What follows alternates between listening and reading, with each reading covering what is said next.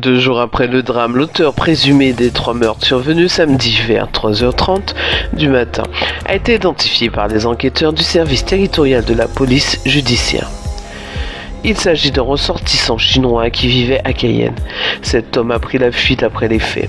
Il s'est rendu à Paramaribo pour prendre un vol vers Amsterdam, puis s'est envolé vers la Chine. Des contacts auraient été pris entre la France et la Chine pour une éventuelle arrestation à son arrivée sur le sol chinois. Pour rappel, 3 personnes, le gérant d'un libre-service de 57 ans, sa fille de 19 ans et sa sœur de 62 ans ont été tués à l'arme blanche dans la nuit du 19 au 20 janvier au domicile du commerçant à l'angle des rues Lieutenant Becker et Justin Cataillé au centre-ville de Cayenne. Le procureur a ouvert une information judiciaire pour assassinat et précise que mandat d'arrêt international est en cours d'émission. Des gendarmes qui fouillent les cartables des élèves en Guyane pour contenir la violence dans les établissements scolaires, la réaction du recteur.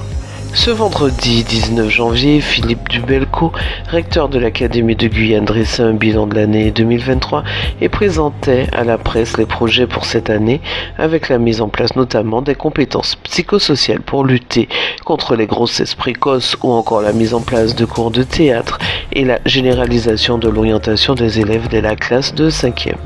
Il était notre invité ce lundi 22 janvier dans la rubrique Focus de Radio Mayuri.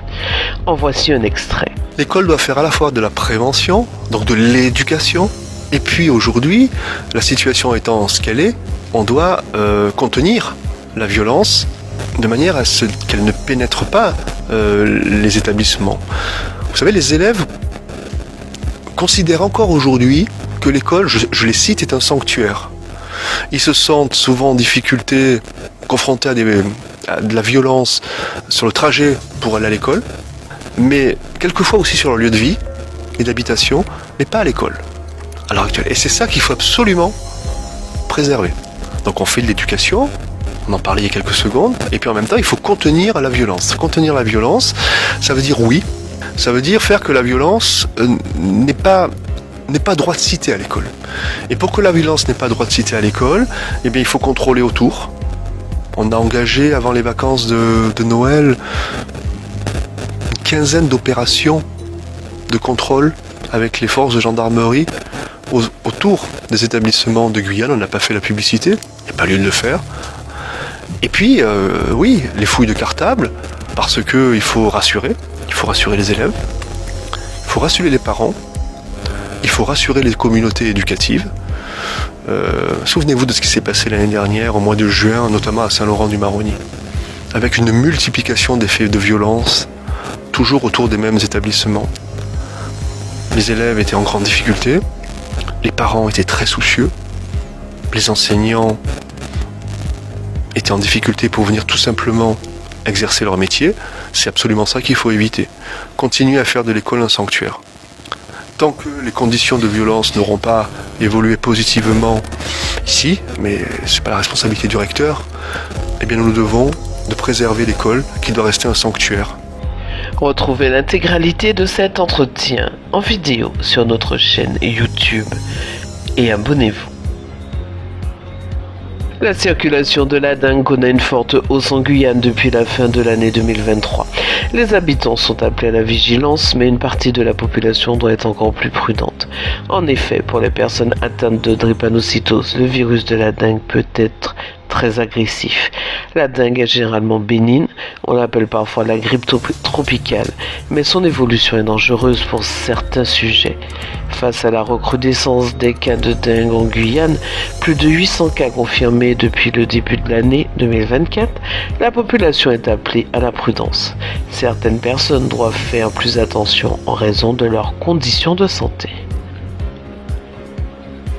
Après une période de turbulence due à la pandémie de Covid-19, le tourisme se redresse avec vigueur à travers le monde. Dans son bilan de l'année 2023, l'Organisation mondiale du tourisme, OMT, fait état d'un quasi-retour au niveau d'activité d'avant la pandémie, marqué par une reprise impressionnante dans diverses régions. En 2023, le tourisme international a quasiment retrouvé son niveau d'avant la pandémie avec 1,3 milliard d'arrivées de touristes comptabilisées au cours de l'année écoulée, soit une augmentation de 34% par rapport à 2022. En 2023, les arrivées de touristes se situent ainsi à 88% de leur niveau de 2022. Cette reprise est due au déblocage de la demande comprimée et à l'augmentation de la connectivité aérienne, particulièrement notable dans les marchés asiatiques. La valorisation du travail et le mérite individuel gagnent en importance. La récente conférence de presse d'Emmanuel Macron a ouvert un nouveau chapitre dans la gestion de la fonction publique française.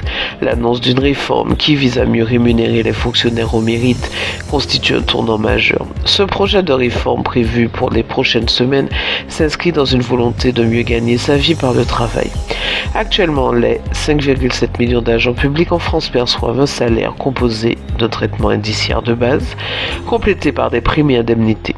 Ces dernières, variant selon les cas, peuvent représenter jusqu'à 23,8% de leur salaire.